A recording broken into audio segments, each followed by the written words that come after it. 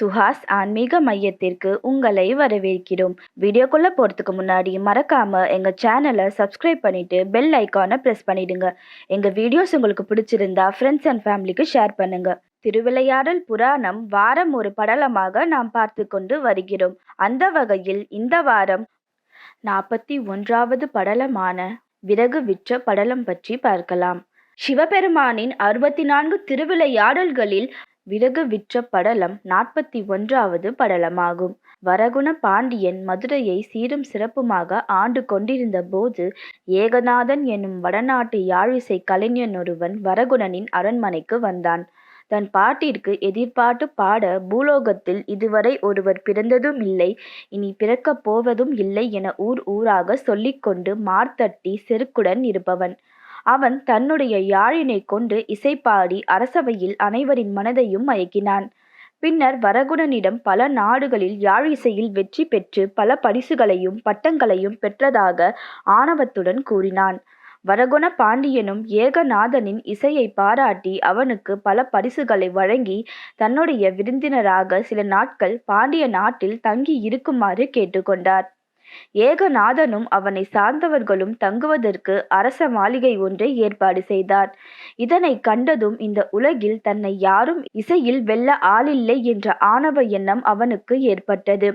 இதனால் வரகுணனிடம், உங்கள் நாட்டில் என்னுடைய யாழிசைத்து இசைப்பாடும் வல்லமை இல்லை, அப்படி யாராவது இருந்தால் எம்மோடு போட்டியிட்டு பாட சொல் என்றான். அதற்கு வரகுணன், நீங்கள் இப்பொழுது உங்கள் இருப்பிடம் செல்லுங்கள், நான் உங்களுடன் போட்டியிடும் நபரை தேர்ந்தெடுத்து உங்களுக்கு நாளை தெரிவிக்கிறேன் என கூறி அனுப்பினார்.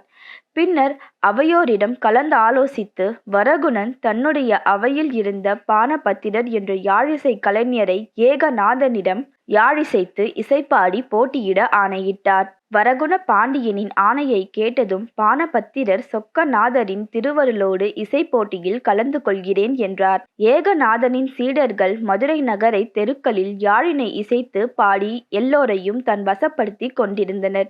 இதனை கண்ட பானபத்திரர் எல்லோரையும் தன் வசப்படுத்தி ஏகநாதனிடம், சீடர்களே, இவ்வளவு அழகாக பாடுகிறார்களே, நான் எப்படி இந்த இசை போட்டியில் ஏகநாதனை வெல்லப் போகிறேனோ என்று கலக்கத்துடன் நேரே சொக்கநாதரை சரணடைந்தார். இறைவா, நீங்கள்தான் இக்கட்டிலிருந்து என்னை காப்பாற்றி வெற்றி பெற செய்ய வேண்டும் என்று மனமுருகி வேண்டினார். சொக்கநாதரும் பானபத்திரருக்கு உதவி எண்ணம் கொண்டார். வயதான விறகு விற்பவர் போல வேடம் கொண்டு இடையில் அழுக்காடையும் தலையில் இருக்கும் பிறை சந்திரனை அறிவாளாக மாற்றி இடையில் செருகியும் இருந்தார். பழைய யாழினை இடக்கையில் வைத்துக்கொண்டு தலையில் விறகுகளை சுமந்தபடி மதுரை நகர வீதிக்குள் நுழைந்தார். விறகு வலை கேட்பவர்களிடம் அதிக விலை கூறி விறகினை விற்காத பொழுதினை போக்கினார்.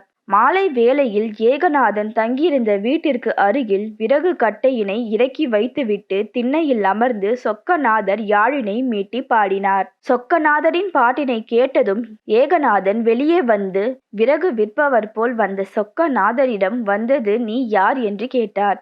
அதற்கு சொக்கநாதர், நான் யாழிசையில் வல்லவராகிய பானபத்திரரின் அடிமை என்றார். பானபத்திரரிடம் இசை பயிலும் மாணவர்கள் பலர். அவர்களில் நானும் ஒருவனாக இருந்தபோது வயது முதிர்ந்ததால் இசை கற்க தகுதியற்றவன் என்று என்னை பானபத்திரர் புறந்தள்ளி விட்டார். அதனால் விறகு விற்று பிழைப்பு நடத்துகிறேன். பானபத்திரரிடம் கற்ற இசை மறக்காமல் இருக்கும் பொருட்டு நான் அவ்வப்போது பாடுவேன் என்று கூறினார். ஏகநாதன் விறகு விற்பவர் போல வந்த இறைவனிடம், நீ முன்னர் பாடிய பாடலை இன்னொரு முறை இசையோடு பாடுக என்று கூறினார். இறைவனும் யாழினை மீட்டி பாடத் தொடங்கினார். அவருடைய பாட்டில் ஏகநாதன் உட்பட உலக உயிர்கள் அனைத்தும் மெய்மறந்து ஓவியம் போல் இருந்தனர். ஏகநாதன் தன்னை மறந்து இருக்கையில் இறைவனார் மறைந்தருளினார். பின்னர் உணர்வு வந்த ஏகநாதன், இது சாதாரண பாட்டே அல்ல, இது தேவகானம். பானபத்திரரால் தள்ளப்பட்டவன் இவ்வாறு இசையுடன் பாடினால் பானபத்திரனின் பாட்டின் திறன் எத்தகையது என்று கூறி கவலையில் ஆழ்ந்தான்.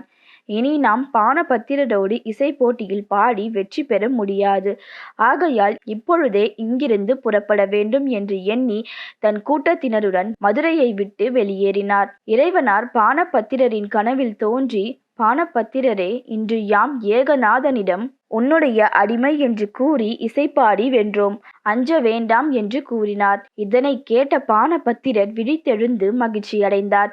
பின்னர் விடிந்ததும் திருக்கோவிலுக்கு சென்று சொக்கநாதரை வழிபட்டு, அடியேன் பொருட்டு தங்கள் திருமுடியில் விறகினை சுமந்தீர்களோ என்று கூறி வழிபாடு நடத்தினார். காலையில் அரசவை கூடியதும் வரகுணன் ஏகநாதனை அழைத்து வாருங்கள் என்று கட்டளையிட்டார். காவலர்கள் ஏகநாதன் தங்கியிருந்த வீட்டிற்கு சென்றனர். ஏகநாதனை காணாது அருகில் இருந்தவர்களிடம் விசாரித்த போது, ஏகநாதன் நேற்று வரை இங்கிருந்தார். நேற்று மாலை ஒரு வயதான விறகு விற்பவர் தன்னை பானபத்திரரின் அடிமை என்று கூறி இசைப்பாடினார். பின்னர் என்ன நடந்ததோ தெரியவில்லை. ஏகநாதன் நள்ளிரவில் ஓடிவிட்டான் என்று கூறினார்கள். அதனை கேட்ட அவர்கள் இந்த செய்தியை வரகுணனிடம் தெரிவித்தனர். இதனை கேட்டதும் பானபத்திரர் தன்னுடைய மனக்கவலையை இறைவனாரிடம் தெரிவித்ததையும் இறைவனார் கனவில் கூறியதையும் விளக்கினார். இது சொக்கநாதரின் திருவிளையாடல் என்பதை அறிந்த வரகுணன் பானபத்திரரை யானை மீது அமர்த்தி மரியாதை செலுத்தினார். பல பரிசு பொருட்களை வழங்கினார். தனக்கு அரசன் கொடுத்த வெகுமதிகள் முழுவதையும் அடியார்களுக்கும் ஆண்டவனுக்குமே செலுத்திவிட்டு இன்புற்று வாழ்ந்தார் பானபத்திரர். சிவபெருமான் இந்த திருவிளையாடல் மூலம் தனது திறமைக்கு நிகர் யாரும் இல்லை என்ற செருக்கு, தானே பெரியவன் என்ற ஆணவம் இருக்கக்கூடாது. அப்படி இருந்தால் அதனை கட்டாயம் இறைவனார் அடக்குவார். ஆகையால் நம் வாழ்க்கையில் ஆணவம் கொள்ளக்கூடாது என்பதையும், இறைவனை நம்பியவர்களை கைவிட மாட்டார் என்பதையும் இந்த திருவிளையாடல் மூலம் இந்த உலகிற்கு உணர்த்தினார். இதுவே 41வது படலமான விறகு விற்ற படலமாகும். சர்வம் சிவார்ப்பணம். உங்கள் பொன்னான நேரத்தை சுஹாஸ் ஆன்மீக மையம் யூடியூப் சேனலில் செலவிட்டதற்கு நன்றி.